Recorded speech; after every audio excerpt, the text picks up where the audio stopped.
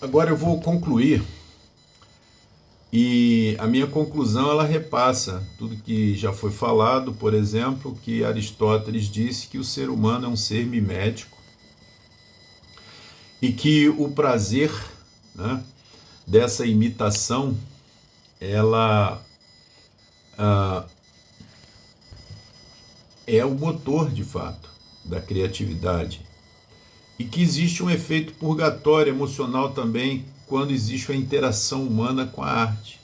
Esse efeito é tácito e inevitável, é um efeito catártico.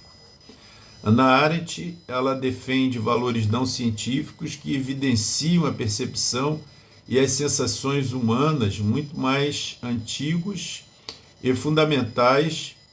Também são as consistentes etiologias na busca da verdade, e mesmo que ao longo da história tenha sido muitas vezes ignorados, nem por isso deixam de ser eficazes e decisórios. Na arte vem dando esse caráter humanista, que é bem próprio da arte. Então eu estou embasando aqui a utilização da arte muito em função do que ela coloca, que o ser humano ele não é só científico, e que algo pode ser não científico, mas não é um saber menor. Então, a arte, ela tem um efeito também de cura. Foi o que a gente percebeu aqui em outros autores. Bachelard, por exemplo, trabalhou com ousadia na fundação de uma ontologia direta, na aplicação do poema e do verso. Não é só a nossa impressão de que existe algo muito além do que somente palavras. Existe a linguagem, existe a poética, uma energia metafísica que emociona e cura e tem efeitos sobre a alma humana. As deduções tiradas dos resultados são que devemos nos apropriar dessas verdades artísticas e toda a sua potência e força com viés saudável, visando compreender o ser coletivo, mas especialmente na sua dimensão individual. A ontologia direta usada para Bachelard para efeito de desdobramento de estudo, e deve se revelar uma infinidade de possibilidades e despertamentos e prosseguimentos de pesquisa sobre esse tema. O Bachelard ele começa esse assunto, mas me parece que ele não termina, e eu não achei assim outros. Parece que tem um grupo que estuda bastante Bachelard, mas é uma ideia que ainda não foi tão desenvolvida, mas eu encontrei bastante material interessante nas ideias. Aprendemos sobre a fenomenologia da imaginação, a renúncia do concreto, e nos aventuramos na mente em busca de entender essa força criadora humana. Então Bachelard ele fala sobre esse conceito de congenialidade, transsubjetividade, intersubjetividade, ressonância, repercussão, exuberância, profundidade, admiração, conceitos ainda inexplorados do nosso ponto de vista. Profundidade e admiração são conceitos ainda inexplorados. Aliás, repetir aqui, desculpe. Estes são elementos que fazem parte da experiência que envolve a fenomenologia poética, que serão fatores pontuais do possível processo do uso poético, clínico e de implicações na análise dos impactos de uma obra sobre a pessoa. Então, eu vi isso várias vezes no meu estágio, eu utilizei muito a arte, e a arte realmente tira a pessoa de dentro do setting terapêutico, leva para outros lugares, leva a um processo de exposição através da linguagem, daquilo que vem de dentro. A genialidade poética para Nunes não é mais uma impossibilidade ou ingenuidade, mas sim uma verdade a ser estudada e trazida ao berço dos grandes efeitos do saber em nossa civilização. Não somente a filosofia e a ciência ocupam esse lugar. A poesia, enfim, traz verdade também. O poeta não figura para nós, a partir desse trabalho, um simples entretenedor, mas um buscador e demonstrador de verdades atuais. Se a arte imita a vida, a poética sempre irá retratar o vivido.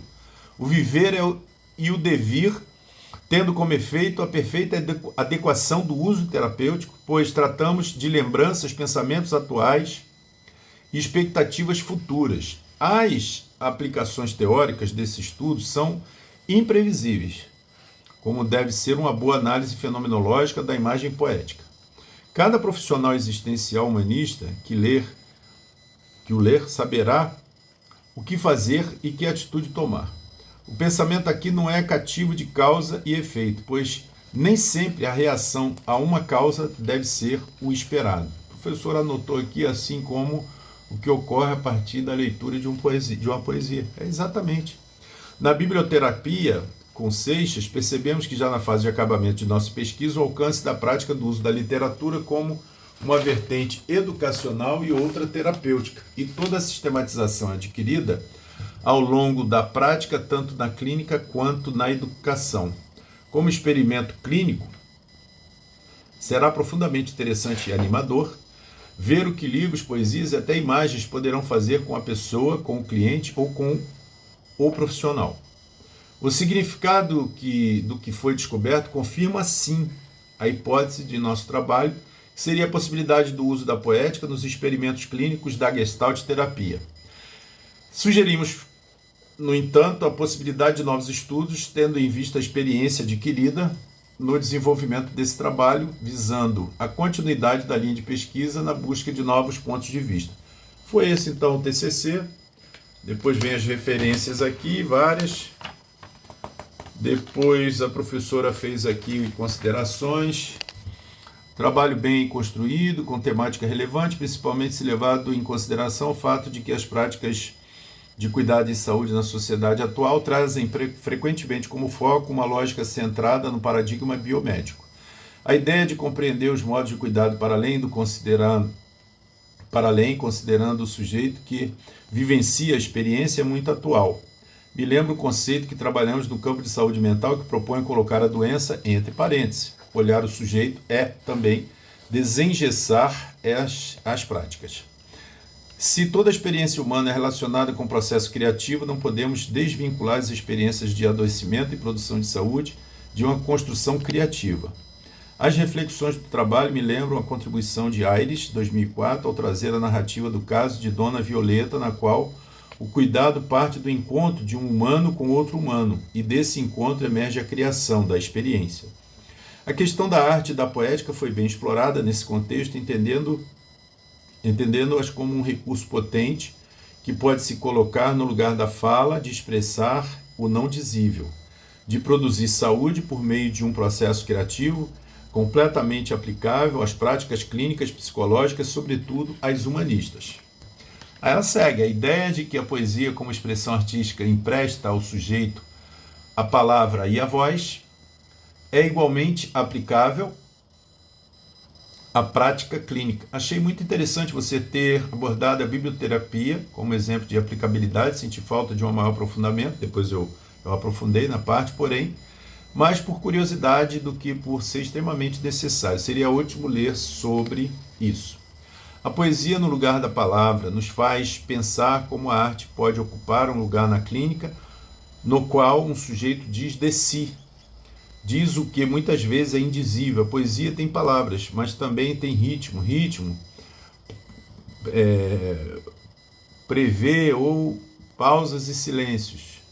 A poética, a arte também nos permite uma escuta dos silêncios, que são parte do humano.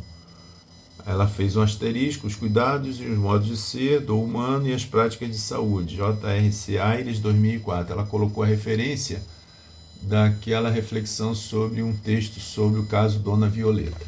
Então, bacana, foi a professora Júlia que fez essa observação, e assim eu termino aqui a explicação desse TCC. Sei que não foi muito fácil acompanhar, uma linguagem bastante difícil, e também ler, pensar, transmitir não é uma coisa muito fácil, mas eu estou treinando para melhorar os vídeos, tá bom, pessoal? Obrigado pela atenção, um grande abraço, qualquer coisa, manda uma mensagem aí, tchau.